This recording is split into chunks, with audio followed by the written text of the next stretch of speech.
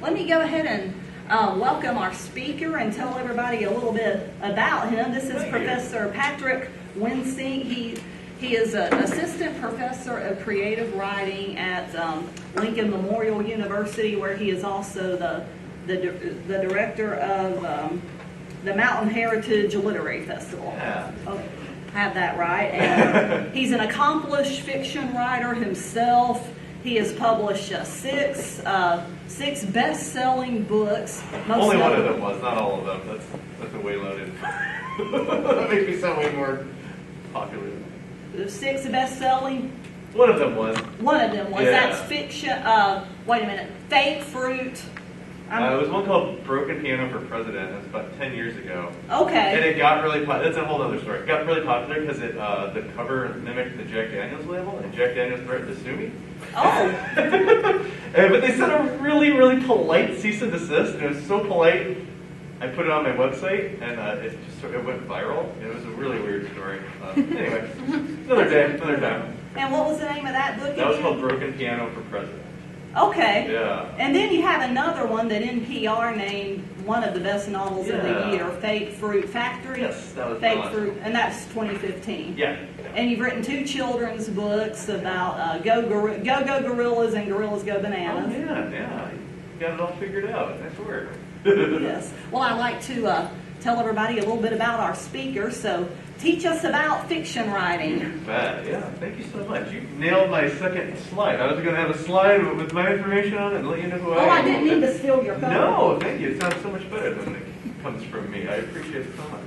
Thank you all for coming today. I really appreciate it. I know it's hard to find time between classes and the pull of eating lunch to come and talk about fiction writing. But I'm excited to have you here. Just out of a curiosity, and this is not a trick question, how many of you have ever tried writing fiction before? A few of you? Not all of you? Perfect. That's the exact right mix. If you've tried writing fiction before, that's great. I think these rules that I'm going to talk to you about, and I use rules in quotation marks. You don't have to follow them, but I think you'll find your work is strong. If you already got some experience writing it, and perhaps you felt like, the story isn't working. It ran out of steam, or these people don't do anything interesting, or all the problems that we've all had with writing our books. I've had tons of these problems before.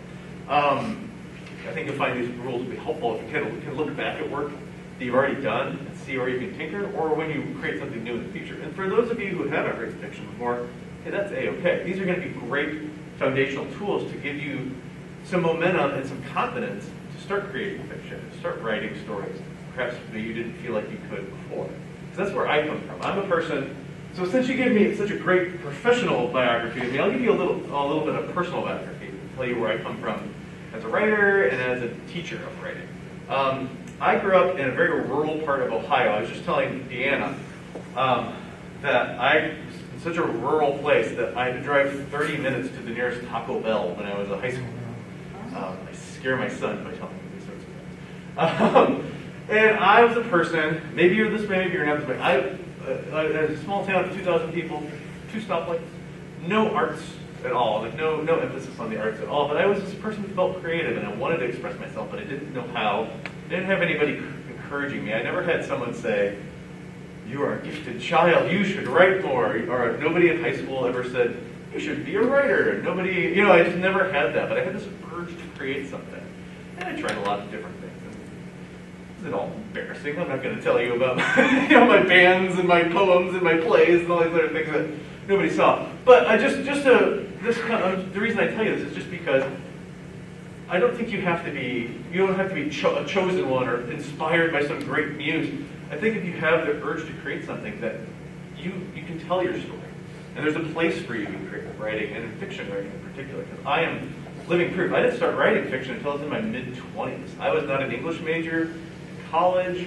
I wrote for newspapers for a while, and then it clicked. Oh, this is the thing I really enjoy doing. I'm going to do this. And then I started writing fiction in my mid-20s, and I really enjoyed it. It felt good. It felt like this is the thing I should be doing to express myself. So then I did the thing that I learned a lot of writers do, and that's applied to an MFA program, which is like a master's in creative writing, fiction writing. It's like the next step. I applied to 10 schools in my mid-20s, and I got rejected from all of them. Oh. But I learned that I didn't take that as well, I must not be any good, I should stop. Because I was like, well, I still feel good at writing, I still enjoy it. I surprise myself when I write. And that's awesome. Nothing else in my life gave me that. So I said, you know what, I'm just going to keep going. So I just bought books, got books in the library about writing. I read a lot of books, and I wrote a lot of crap.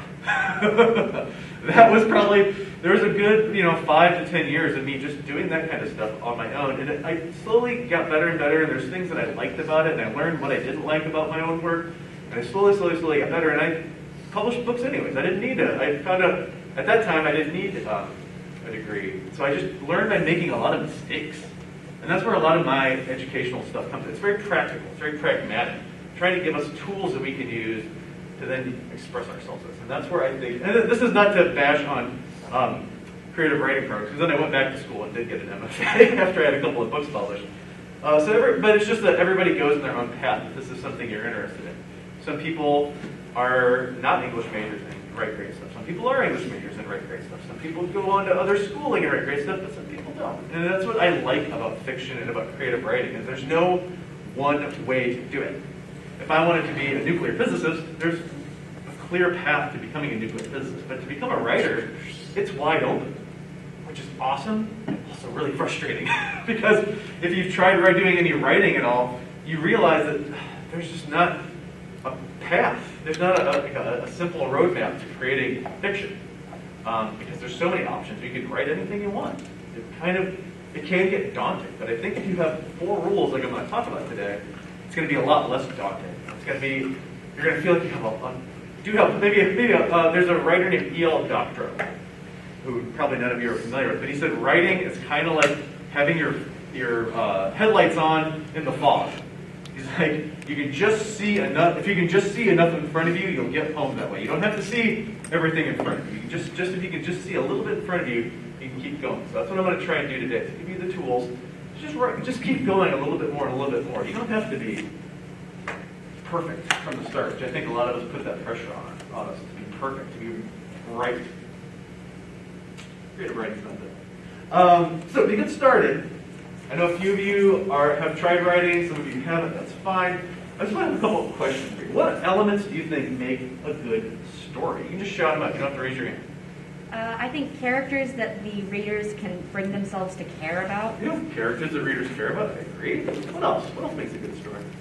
Good plot line. Good plot line, totally. What else? Conflict. What's up? Conflict. Conflict, ooh, excellent. Holding a good setting, like world building and stuff. Good setting, world building, absolutely.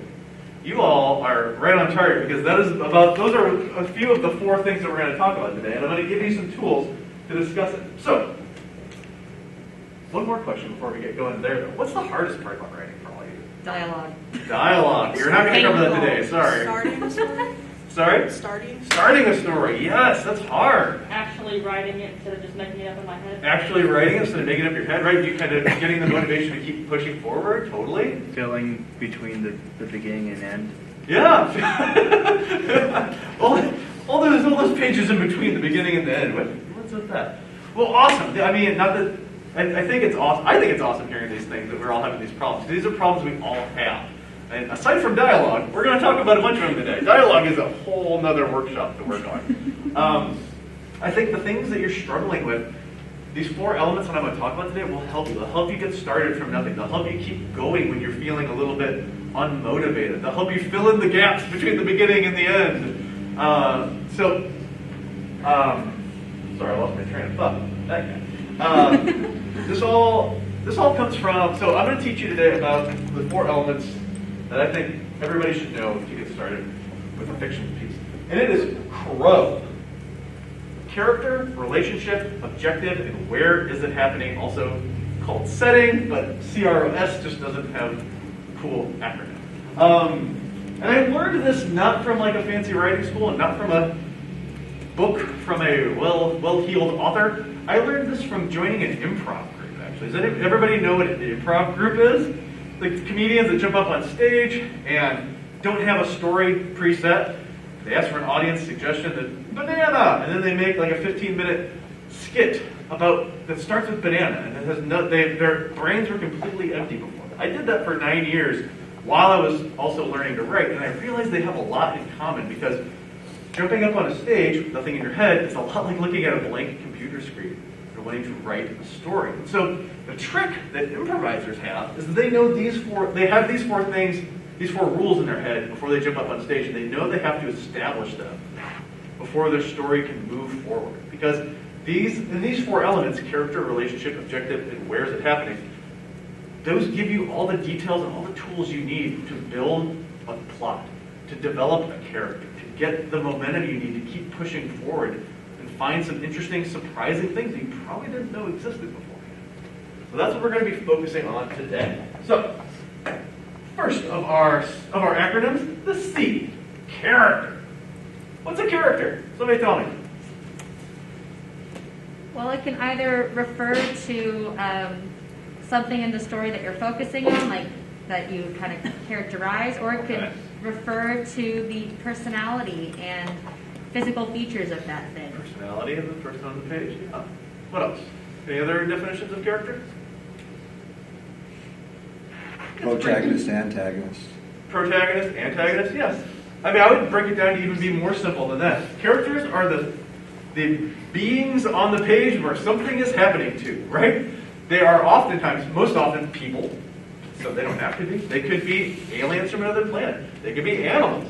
There's a writer from the 1970s named Tom Robbins, and he has a book where one of the characters is a bean can that can talk. and it works. So this is just to say that characters are anything on the page in which who are doing the action and the action's happening to them. Without them, you have a still life. You don't have anything happening. It's just describing a setting, probably. I don't know.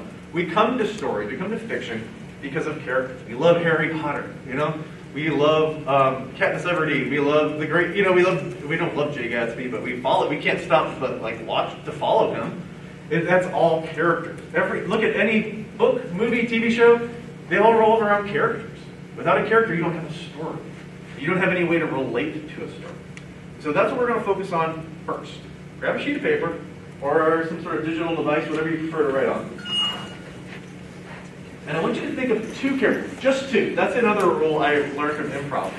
Sure, books and movies and stuff have more than two characters, but for the purposes of this exercise, just two characters. Think of two characters. And write down briefly, like just take 5 minutes total. Write down everything you can think about for this character, or these two characters. Some things you can follow these suggestions, you can come up with your own, I don't care. Some things I'd be curious about is what are their names? Where are they from? Are they optimistic? Pessimistic? What's their job? What's their age? What makes them special? What would they change about the world if they could? How do they get around? How do they travel? What's their financial status? What kind of flaws do they have? Any questions on this? Just take 5 minutes. Do it really quick. We're going to build off of this, so don't worry if you don't have everything down the first time. 4 seconds, just to wrap up your thoughts. If you don't come to a complete place where you feel like you've got it all nailed down, it's okay. You're going to have time to add some more details there.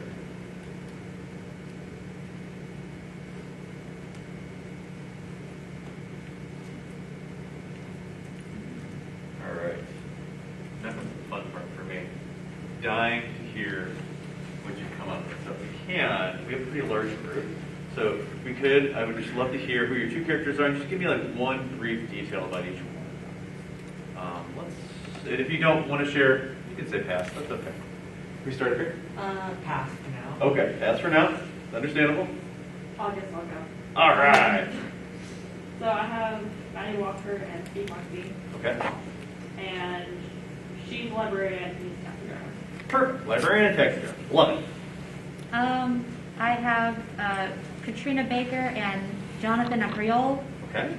Katrina Baker was a student, and she traded her vision of the present for visions of the future. Ooh.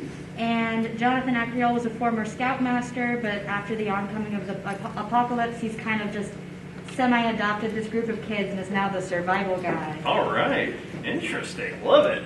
Want to share? So I guess one of mine, his name's Stupid Isaac Newton.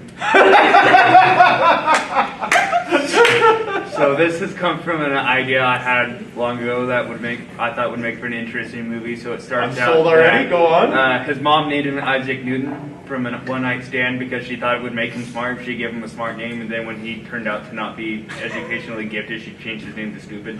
Okay. She changed his name to Stupid? That says a lot about what's going on in that family. Are those the two characters, the mom and the son? So the other one, I guess I haven't settled on the last name, but basically his name's John, and he's the illegitimate child of an unknown politician, and he's decided to become a political activist to try to change lobbying in elections and that. Interesting. A lot to draw from on that. I like those details. Good. How about you? Pass for now, I guess. Pass for now? Okay.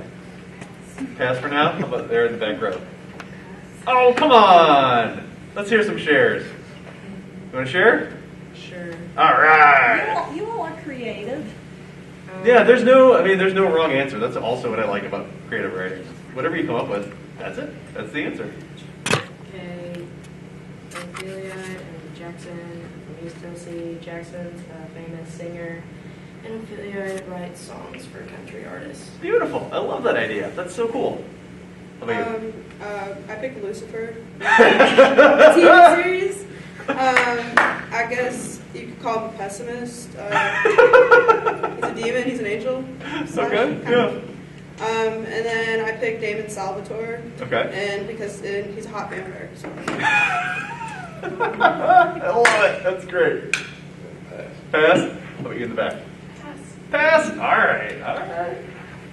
Excellent. Okay. So what I'm hearing so far, and those of you who we didn't share, I bet you're the same way, is you've got some interesting characters. You've got some people who, they could be real life or they could not be real life. It doesn't really matter. They're real, ideally, in the world that you're going to be building, right? But if you're like me and you've come up with some good ideas for characters, oftentimes that's all you have, they just sort of sit there. Maybe they do something, maybe they don't do something, maybe they talk, maybe they don't talk. I've started so many stories where there's nothing really develops from there. Or they have to talk to each other forever, just so they can understand. Like, oh hi, I'm stupid Isaac Newton. Oh hi, I'm smart whatever guy. Oh, where are you from? Where are you from? How old are you? Right? There's this back and forth. It doesn't really move the story forward. It just kind of fills in the gaps. And often we've read stories like that. We've seen movies like that, right? And it's frustrating because it's not that interesting. There's no momentum. There's no energy to those stories. So, the next thing we need to be thinking about is relationships. For the purposes of this exercise, these two people have to mean something to one another. Some of you, it's going to be kind of easy. It's like, oh, son and daughter, perhaps, or they, but some of you, your people are pretty far apart. And I think that's interesting as well. So find out what these two people mean to each other. Because if they are strangers, you're going to waste all this time figuring out who they are to each other. But if they know each other previously, suddenly there's this whole lived-in history that we don't get to see as readers. And as a writer, you can draw from all this history that you just have to invent. Sometimes you can use that as an interesting tool. And so, where was I going with that one? Sorry, I lost my train of thought again. What is going on? I think I need to eat lunch. And then the other thing that's interesting about a relationship is the way that colors the way in which these people interact with one another. So, for example, think about the different dynamics at play with these different relationships, right? A doctor and a patient would treat each other very differently than, like, Dr. Lucifer would treat his patient, hot vampire boy, way differently than if they were best friends. If Lucifer and hot vampire boy were best friends, right? That's a different relationship, and that would change the way in which your story feels and which direction these would go, and the way that these two people talk to each other, interact with one another. Parent-child, same way. Boss-employee, co-workers, right? Is it formal? Is it informal? Is it, do they like each other? Do they not like each other? Is there some sort of, in every relationship, there's a history that you're drawing from. So this way, your story hits the ground running. You don't have to waste time giving backstory. You can give that backstory and that history as we go along. And I think successful books, movies, TV shows that we've all seen do that really well. They don't give you this data dump right at the beginning. They give you just enough to get you excited and interesting and feel something for these characters. And then later, we'll get going. Has anybody, I'm kind of behind the back. I just started watching Ted Lasso. Has anybody watched Ted Lasso? it's a really cool, like uplifting show, but for like 4 episodes, I'm like, okay, it's just this guy who's like ridiculously optimistic. And I was like, okay, like what's the big deal? But then we start getting a little bit of his backstory. And then suddenly I'm like, oh, you've got my heart, Ted Lasso. Like now I'm on board because they didn't just give us this data dump of information right away. They did some things that made me interested. They created this story that's moving forward, and then they kind of wove in the finished story. And they did that because of relationships. So, right now, take a minute. I'm going to force you to make a relationship. What is the relationship between the 2 characters you just created? Do not make them strangers. That's my one rule. I don't care what they mean to each other, but they have to mean something to each other. We have questions? All right, just take a few minutes. This one shouldn't take as long as the lesson. Take a few minutes. Come up with a relationship between these 2. You can go off script. These are just brief suggestions for the course. Again, you don't have it all down right now. That's okay. There's going to be some longer stretches of writing where you can work this out a little bit more. All right. Instead of going person to person, I will just have anybody who is comfortable. Why don't you raise your hand and share with me what relationship you came up with? Ooh, what's going on with Lucifer? Let's hear it. Alrighty, so they grew up together as childhood friends. Okay. They were best friends that became enemies because the hot vamp stole Lucifer's girl's heart. Okay. And so, but Damon doesn't even see it that way because he doesn't even like her, and he thinks she's like it's crap. Okay. And then, but however, Damon is dense as heck, so he doesn't know what's going on, and therefore they battle in epic forms every single full moon. Beautiful. Yeah. I mean, think about how much more interesting and how much more possibility that has than just, oh yeah, there's Lucifer and a vampire. And it's like, okay, well, what do they do? Like, we don't know. But you're giving them this kind of like the energy that a story needs to survive. Let's go here, and then we'll go here. They're exes. They dated all 4 years of high school. Oh, interesting. She wanted to move to a big city for writing school. He wanted to stay close to small town roots. So after their bad breakup, 10 years later, they're forced to write his new album together. Oh, that's so interesting. Compared to, like, just hypothetically, let's say, he's a country singer and songwriter, right? Those are the 2 characters? Right? Imagine if they're like, oh, hi, I don't know you, we just got paired together, now we have to know each other. Instead, there's all this drama and, like, backstory and, like, heat, from the story, just because they happen to know each other. They have this really interesting Excellent choice. Nice job. So, for Kat, John is essentially a beacon of hope. She saw the end, Okay. right? And she thought that would just be it because she's completely lost her vision of the present, and she can only see in this part kind of like just like maybe like a week ahead of time, then a few months out after that, and then it's blank. Okay. But when she finally saw him, not just somebody else, but someone else who was willing to help her, it was just a beacon of hope, and it kind of helped her pick herself up and carry on, and she really admires his optimism. Okay. John, meanwhile, sees her as kind of like just a younger sibling. He found Are her they siblings?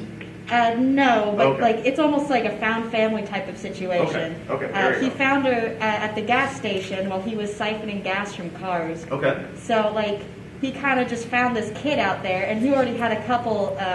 He hunkered down at a Walmart. Yeah. So he already had a couple back at the Walmart. He's like, I'll take this one home too. Yeah. So he just kind of sees her as another younger sibling. Okay, there you go. Really, really embrace that more. Like this sort of ad hoc family relationship that is not blood relationship. That's really interesting. That's where you're going to find a lot of like cool dynamics for a relationship. That's really good. Anybody else want to share? Yeah. So my thought is that they meet in jail where Stupid got arrested for DUI and the other guy got arrested at a political rally. Okay. And so then specifically because I kind of had the idea of where you have people that there's not a lot of involved research into candidates, but they just vote based on like superficial information. Okay. Where he comes up with this idea of getting Stupid to run for president with like the phrase "vote for stupid." Okay. I like that. I would if I was having you like try to create a whole story out of that or a book out of that, I'd push it. I'd make them a little bit more related instead of just meeting at a jail, or perhaps they met at a jail years ago and they've known each other for a while. You want them to have known each other for a little bit so that they can just hit the ground running. So be thinking about that, like how long they've known each other, and we're seeing them right before he's running for president. They've been friends for a while, and like he's been pushing them, as opposed to we see them just meeting for the first time in jail. Right?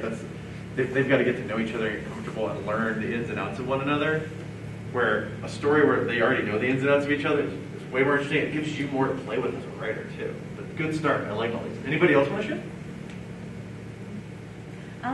Dr. Monday and I did share because we only had Ooh, one- interesting. Well, we only had one pen between us. I did one. It was my pen. Necessity is the mother of invention, you know? He did one character and I did another. Okay. He did a character named Rufus Roane from West Virginia. Roane. Oh, Roane. Okay. And I did a character named Freya. I didn't give her a last name, That's but she's fine. a teacher in Iceland. Okay. And their relationship now is that they had a common enemy. They were both kidnapped by Nazis as children. Wow. Okay. And that's as far as we You got. guys put your heads together. You know, and drop down Nothing the you can't accomplish. drop down the two different regions, West Virginia and Iceland, as a social experiment that the Nazis were interested in, seeing how they would develop and what would come out of that. Yeah, from a character development standpoint, something like that, right? That's a shared trauma. So there's an interesting relationship that goes on with people who are in tough times together, and then somehow interrelate afterwards, perhaps, right? So be asking yourself, for those of you maybe who didn't share, what do they have in common, or what do they have? What's different? Like, what's the same? What's different about it? Sometimes we have coworkers who are very much alike, but then they have personality differences, or people from two totally different worlds that somehow come together. Maybe they fall in love and they're married, but they're total opposites. Or whatever it is, be thinking about what they have in common, what they have different, because nobody is 100% the same. And if they are in a story, that's boring. We want to see those differences in people. We want to see interpersonal dynamics and agreements and disagreements and problem solving, right? The more we can start playing with that, the more these characters become real life people. We've read books like that. We've seen movies where these people feel real. And it's usually in the relationships and what we learn about each person from a relationship. So, let's think about where we are. We're at the C and the R, right? We've got interesting people. They mean something to each other. There's some backstory there. What are they doing? Right? Some of you have some ideas about where they're going. Some of you might not. And that's where the O part comes in to my equation. This is about as much math as I can do. Objective. What does an objective mean in terms of the story? Anybody have any guesses? It could be anything from an end goal to kind of just like a goal to the next stage. Yeah, goal. Totally. Does anybody have a different or an additional definition? Seems like it'd be related to conflict and solving the conflict. Related to conflict? Where the writer wants to go in the story. Where the writer wants to go in the story? Yeah, I think all of these things are correct. My definition, and the definition for this exercise, is an objective is anything that your characters want or need. They have to want or need something. There's a famous writer who most of you, maybe the teachers know, named Kurt Vonnegut. Anybody ever read Kurt Vonnegut? He has a famous saying. He's like, at the beginning of a story, every character must want something, even if it's a glass of water across the room, right? And the reason that is because once your character wants or needs something, that gets them into motion. Oh, I've got to go across the room. I got to get my water. Maybe, why do I want this thing? Oh, maybe I'm thirsty, so I just worked out because I've got my, modeling debut tomorrow. I don't know. But a person who's just sitting there is not in motion. The story's not moving forward. But even something simple as that gets that person moving. And then in the act of wanting or needing something, they probably have to do some problem solving. They probably have to get around something. And that's what an objective can do. So be thinking about this, right? It doesn't just have to be a physical thing, like a glass of water. It can also be an emotional thing. Think about some of our favorite stories. And I guarantee you, they either have a physical need or an emotional need or some sort of combination of those two things. Right? Harry Potter wants love. He wants to feel welcomed. But he also needs to, do something with his magical powers. Right? He's got these magical powers, he doesn't know what to do with them. Right? So he's got a sort of physical and an emotional need. Some people want $1 million. Some people just need that glass of water. Some people need a boyfriend. I don't know. But some people also have psychological needs. I just need happiness. I need love. I need to control my anxiety. And sometimes it's a combination of all those things. But I guarantee you'll find these things. And if you look at any book, probably in the first page or two, they'll want something, whether it's small or whether it's the big, big want for the entire book. Same with movies, first couple of minutes, you'll probably see something like this. These four things, you'll see these four things early in just about every form of storytelling you can find. So it'll totally either like enhance or ruin your experience with books and movies and stuff like that. So be thinking about what's your character, and I would say at least one character, if not both characters. What do they want? What do they need? And that, not just what do they want or they need, then think of a layer deeper than that, right? Why do they need this? If somebody wants $1 million, well, good for you. We all want $1 million, right? So that's not a plot. That doesn't get the plot moving if somebody just wants $1 million. But my grandma needs a heart transplant. She doesn't have insurance. Ooh, suddenly, there's a reason. That's something at stake. If I don't get that $1 million, my grandma will die. And I love my grandma, and I don't want her to die. Right? Do you feel like how that feels a little bit more energetic, a little bit more momentum to the story? That story starts just feeling like it's moving forward. Where the one before, boy, I just really like $1 million, so I could go to an island or something. Like that's not a story. But what this is, what do they need, or why do they need their objective? That's called stakes. What is at stake? What can be gained or can be lost? Trying to get this thing they want. Right? And we've seen lots of stories, perhaps you've written them, I've written them, right, where, okay, we've got these characters doing something interesting, they need $1 million, they go out and rob a bank to get $1 million. Grandma's heart saved, end of story. That's like a 2-page story right there. That's not interesting. That's not interesting from a reading perspective, but it's also not interesting from a writing perspective if your characters get everything they want easily. So ask yourself, what's standing in their way? Probably it's something physical and emotional. Perhaps I have a fear of crowds. Well, that's going to be hard for me to go rob a bank if I'm scared of people. And that's going to make it a lot more tense, a lot more interesting when my character does go to try and rob that bank. But then also there's a physical barrier as well because it's a bank full of iron bars and armed guards. So you can start seeing how all these things fit together as opposed to just having a character who wants $1 million. Now we have a character who desperately needs that $1 million to do something because something's at stake and there are things in the way. Now, what you'll notice, probably in a lot of books, and we're not going to have time to do a big umbrella one like this, but a lot of stories have a big need, right? Oh, I need my $1 million. But then embedded within that need, there's lots of little ones. Okay, I've got to do this, I've got to do this, I've got to do this, I've got to do this, I've got to do this, I've got to do this. And then, I've got to solve that problem. I've got to solve that problem. That's all on our way to the big need. So whether that is getting ready for a date, or robbing a bank, or whatever it might be, preparing someone's funeral, like these are all things that count as objectives. And they all have steps. And that's what builds a plot. It's not just getting from point A to point B, it's all that little stuff in between. Like, was it you that was saying, like, why do you fill in the gaps between the beginning and the end? It's this. This is how you fill in those gaps. And this is where we start feeling plot and a story moving forward and getting exciting and sort of inhabiting this whole world. Okay? Any questions on this? Okay. Now that you've got your characters and their relationship, write down a need. What does each character want or need? You don't have to go into all this stuff down here. You can worry about that later. But just have like a basic want or need right now, whether it's that's psychological or physical. Just take a few minutes on this. Or need, just again, shoehorn something there. Just have something in place. I also realized I have no idea where I pulled $1 million out for a heart transplant. That might be completely wrong. I have no idea. I'm dying to hear your objectives.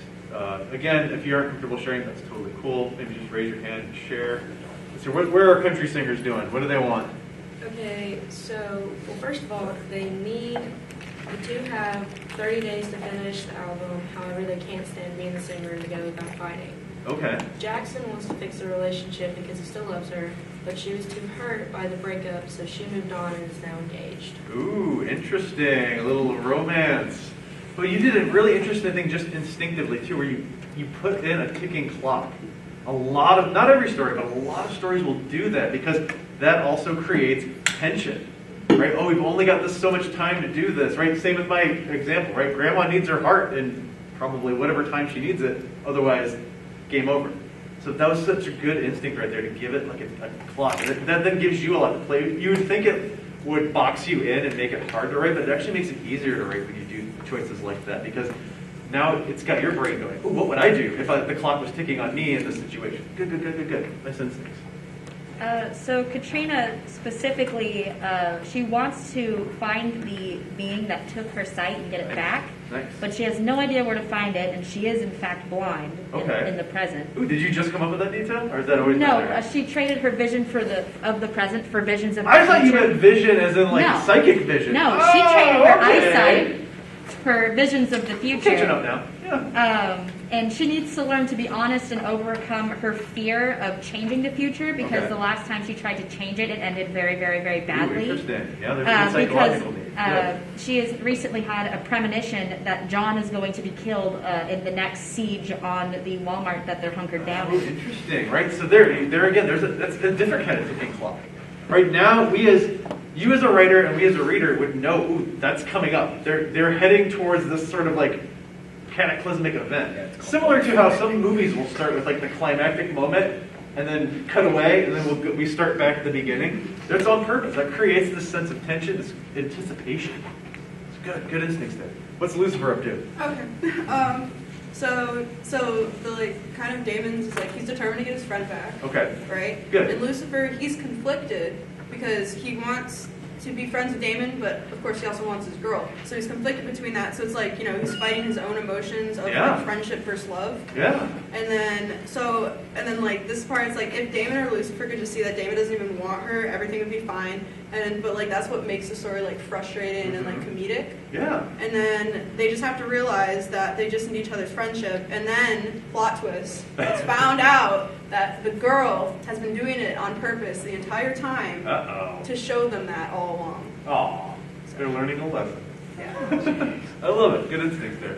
How about stupid Isaac Newton? What's going on with him? So he's always grown up in this small town, and everyone's basically told him he's a loser, and that's how he's going to Okay. be. And he always wants to try to prove him wrong, become There we somebody. go. And then with John, his whole thing was his whole life he's lived off of the hush money from his unknown father Okay. to his mother, and wants to like change how money influences politics in that. Interesting. So he feels like if he can get stupid as elected a president, they can both get their needs satisfied. Yeah, absolutely. They have to prove something. They both have something to prove, but in different ways. That's really interesting. Where they have a different different needs, but they have to work together in order to accomplish those needs. That's a really interesting way of telling a story. I love that. Somebody else want to share one of their objectives? Yeah, let's hear it. So Johnny Walker she's content with her life, but she wants some kind of change. Okay. And for Steve, I actually based this off another character that was it's me. Okay. And he wants bread and milk. He's the introvert that wants to go home. Okay, But everyone yeah. keeps shoving him into stuff. Yeah, he wants a simple life, and I bet life keeps getting complicated, getting thrown at him, right? Oh, that's an interesting struggle to have. And then what was the first struggle? I can't remember. She's content with her life, but she wants. Right, she wants change. Right? He doesn't want change. She wants change. Ooh, what an interesting dynamic that is with one another. I like that. That's really good. Our cooperative group. Did you guys come up with a good objective? For our, he started elaborating on Grandma's heart, but our original story here was. Don't steal my grandma's heart idea. Our objective is they want revenge on Baron von Klaus, who kidnapped them and killed their parents. So Yeah. that's their objective. Oldest story in the book. Revenge. I like it. Excellent. Can you feel, compared to maybe when you walked in here, if you've tried other stories, or perhaps just when you came in here and started coming up with these characters, can you feel the potential for a story building up out of nowhere? That's what these things can do. Like, suddenly your brain is percolating. You've got all these different ideas and directions it can go in and possibilities. It's because we're building a really strong foundation for our characters to bloom from and our story to bloom from. You're doing a really good job. And now we're down to our last element, the W, like that. Anyway. Where's it happening? Right, you've got these interesting people. They're trying to get this thing or things, and it's happening in a big blank void. I've read so many stories like that. I've written stories like that. We're so focused on those three elements that it all happens in a vacuum. And that's not interesting writing. That doesn't give you enough material to pull from. the environment in which your story is happening will also give you material to work on. That's what these 4 elements do better than anything. They give you details, they give you raw material to draw from and to create from. It's like having a big box full of paints. Suddenly you can color anything you want. Giving these 4 things can give you those tools. So the 4th thing is where is it happening? The setting. And we oftentimes think, oh, okay, that's just like, they live in Tennessee in a blue house and it's 2 stories tall. Well, that's like that's the physical place where they live. But then think another layer or 2 deeper, right? When is the story happening? When a story is happening gives you different tools to work with. If it's happening present day, okay, they've got phone, they've got the internet, they've got, cars and all this other stuff, and people interact with each other in a certain way now, as opposed to the 1800s. If you lived here in the 1800s, your life would be very different. Your day would consist of farming and fighting bears. I don't know what you did back then, but it would be very different. You wouldn't be on your phone. You wouldn't be in a car. You'd be on a horse. You'd dress differently. The social interactions were so different back then, right? Your relationships would be changed because of the environment they're in. Same with if they're on another planet. Well, then suddenly you get to sort of create everything because there's no rules for what this planet is. Or if it's another time, another continent. All these things have different, 1700s Tennessee versus 1700s Japan, right? Those are 2 totally different places that have 2 totally different sets of information to pull from. And social and economic and political sort of rules and considerations to draw from. So your setting is not just the paint on the outside of the house, it's all the sort of hidden stuff underneath the surface that your characters have to consider and navigate through. So, a lot of this is repetitive because I start talking and I forget that I have slides. So, where is this happening? It's the setting, right? Your setting does not just provide the visual aid to readers, but it gives them a tool for understanding the rules of your world, right? We call it rule building, or world building and setting the rules. But even present day, you have to establish the rules in your fiction. Because oftentimes everybody operates by different rules. Best friends trying to go on a fishing trip would operate differently than a secret cabal of terrorists trying to interact with one another. That would be a totally different set of social situations, and that you need to reflect that in your work. So think about all that stuff that impacts the way your character operates in this world, and what that means for their objective. So. A lot of this is just stuff that I've already talked about, right? Like present-day Knoxville would be different than here in Japan, would be different than Planet Ginsor 5. One real cool tool for this, for establishing something and making it feel real, is adding sensory details. How does this place look, right? That's the easy one. That's what we always probably tend to go to first. How does it sound? What are the sounds in this place? What does it smells in this place? Those things are what make a book come alive and feel 3D. So we feel like we can smell and hear. Can you taste something? Can you feel something tactile? Is it hot? Is it cold? Am I touching is this table made out of plastic or is it made out of hard wood? These little details all color your world and color the ways your characters interact with it. Questions on setting? All right. Again, very quickly, just establish where your story is taking place.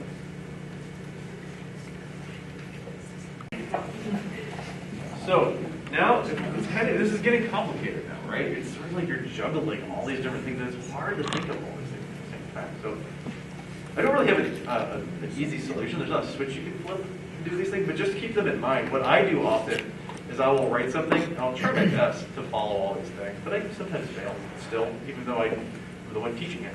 But I go back and when I revise, I think about, okay, am I touching on all these things? And if I'm not, that's probably a dead space in my story where, things are feeling flat, moving forward, I just don't care about these characters.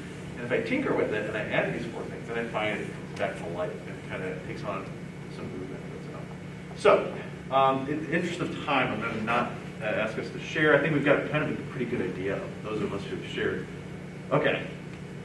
Let me You want to share yours? Yeah. Okay, share yours. Okay. Share yours. We'll share one, but then we're going to share after this too Okay. for something else. So, don't. my setting, okay? Where's your setting? It's in Gotham City.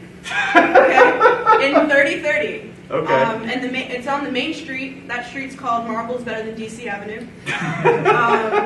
Everything around them can talk. Street lights, stop signs, speed lights, Oh wow. etc. There's world building. And so there's entire time when they fight, there's like comedic relief and like side comments from Yeah. like those things, but like the main characters can't hear them. Oh, So it's like interesting. kind of on the side. Okay. Interesting. All right. I like that. Let's take all these 4 elements as best we can. It's also it's 1:20 if you have to get to class at like 1:30 or wait, yeah 1:30. You're totally you don't have to stay if you have to get to class. I totally get that. But I'm going to stick around till like 1:45, and then we're going to do like a 10-minute writing exercise where we try and combine all these things. But if you have to go, I think you've got the tools you need to create something. But right now we're just going to try and put them all together. We're going to see how that feels, and I'll answer some questions at the end. So. It's up to you what your schedule permits. I don't want to force anybody to be here against their will. So what I want you to do, one page is a little bit, I was kind of expecting to have a little more time, but I'm a blabbermouth, and I took up more time than I thought. So just try to write as much as you can. Probably like a paragraph, half a page maybe. But give us 10 minutes.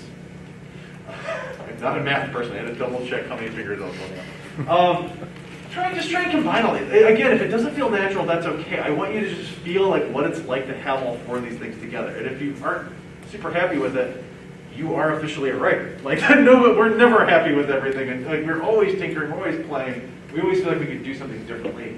So don't stress about that. But start using whatever fictional techniques you want. If you want a narrator talking, if you want some dialogue, that'd be great. I don't care if it's in first person, third person, whatever it is you want to do. Now it's your story. I want you to start building it. See how quickly you can establish these 4 things. Do we have questions on this? Good luck sharing one pen to write a story. I'm curious to see how this one goes. Well, one of us gives ideas and the other one writes. So just take 10 minutes. You're not going to get very far on this, and that's okay. But I just want you to see how it feels when you start combining all these things together. Okay? And then we'll do some sharing for those of us who want to share. 300-page book finished yet. But hopefully you start to have the rumbling from the beginning of a short story or maybe even a book. Who knows? They all come at the same place. Come to a stop.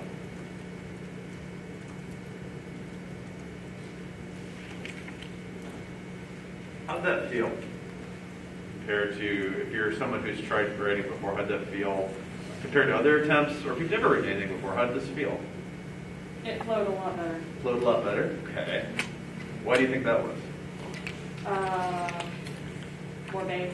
More bass? Yeah, I can see that. Others? I don't know, this is usually about as far as I get whenever I try. So. Okay. Do you feel like you're hitting a wall, or do you feel like you've got something to work with? Like, I definitely feel like I have more, it's just how much more is the problem. Yeah. Here's a trick. Do you know... Again, a lot of my examples come from, like, not literary sources, just because that's the kind of background that I have. I mean, I love literature, but I think there's way easier ways to look at things. So, do you know the movie, like, Indiana Jones or Back to the Future? The thing I've noticed about movies like that is that they will have lots of little objectives, right? Marty McFly wants to go back to 1985, right? That's the big picture. But to get there's all these little objectives. So he'll solve a little objective, and then that leads to a bigger problem. Suddenly, I've got this solved. Whoo! Oh, crap. Like, now I've got a bigger problem, and I've got to solve that problem. Oh, I got that solved. Whoo! Oh, crap, there's a bigger problem. Like, that's sort of how these stories, if you feel like you're hitting a wall, give them something little to solve and see what that then leads them to. That might be a cool trick to try and see if that gives you a little bit more momentum to move forward. Not an uncommon problem for any writer. Don't feel unmotivated by that. Others, how did this feel different? Anybody? I mean, I'm like trying to keep going before I lose my flow, but Yeah, it's sure, I definitely going understand really that. well. I understand that. I'm a big bully. It made you stuff. Does anybody want to share what they wrote? I know it's a very vulnerable place to be in when you just created it. All right, let's hear about this one. I didn't start at the beginning. What's that? I didn't start at the beginning. That's okay. Just letting you know. Yeah. He hung up. Ophelia's world came crashing down around her. OB, what happened? Jackson looked at the girl as she stared at her phone with tears rolling down her face. It's over, she said, shaking. It's over because of you. Jackson was in shock. The only time he had seen Ophelia this mad was during their breakup 10 years ago. It's your fault. I had picked up the pieces of my broken heart all by myself. I finally moved on. Then you of all people walked back into my life. You did everything in your power to ruin my engagement. For what? Just fun? Ophelia's face was red. Her eyes were bloodshot from crying so hard. Jackson didn't know what to say. He hurt the girl that he loved all over again, so the only thing that he could say was, I still love you. Ooh, interesting. I like that. I wouldn't be scared. I mean, again, this is your story. I wouldn't be scared to start a story in a place like that. Start it in the middle of a scene that's already happening. Like, that's kind of a really exciting, interesting place to be. And then you can sort of bring readers into the backstory and catch them up. There's nothing wrong with that. And that could be a really awesome place to be in. I like that. That was really cool. I also like that you used, is it Opie or Opie? Opie. Yeah, nicknames. Think about that with our relationships. Nicknames are oftentimes a real quick shorthand for, Opie is like kind of an endearing nickname. If you called her, dummy, like that's a totally different relationship. Like we can understand people's relationships a lot quicker. Not everybody has to call each other nicknames, but sometimes if it feels right, use a nickname. Like stupid Isaac Newton, right? Like, oh okay, like that's a shorthand. Like that mom calling her son stupid, that tells me a ton about their relationship without you having to open up their family tree for me, So that these choices can be really beneficial to writers. Were you raising your hand or just yawning? I'm sorry. No, I was raising my Okay. hand. I didn't want to put you in the hot seat. I didn't know if I was accidentally asking a question or if I was still volunteering to share, because I've accidentally asked questions before and I've been like, oh no. You do what makes you feel good right now. If you want to ask a question, if you want to share, that's fine. Alrighty, here we go. Okay. Katrina shot awake. The scattered clothes across the carpeted floor did not lend much to a good night's rest. But that wasn't why she'd awoken so quickly. She reached her hand out until it bumped against a clothing rack and pulled herself up, still shaken, then began the tedious process of making her way around the store, one arm out in front and slightly to the side of herself so that it would brush against the metal shelves of the aisles and bring her down to the back, and then into the old staff room. She didn't come here often. It smelled like mildew and dampened plaster, but it was cold and it shocked her awake a little more and made her thoughts a little clearer. He had died. She knew she should never have trusted that odd halfway place between sleep and wakefulness. She would have been able to tell herself it was only an awful dream had she not been so aware of the next month or so filtering in to play itself over and over and over, like some odd picture show in her head. Bill would have a nightmare tomorrow. Tracy would get lost on the way to the gas station and cry until Jonathan came back to get her, and he himself would die. The sound of bare feet on tile made her... Oop, I lost my place. That's okay.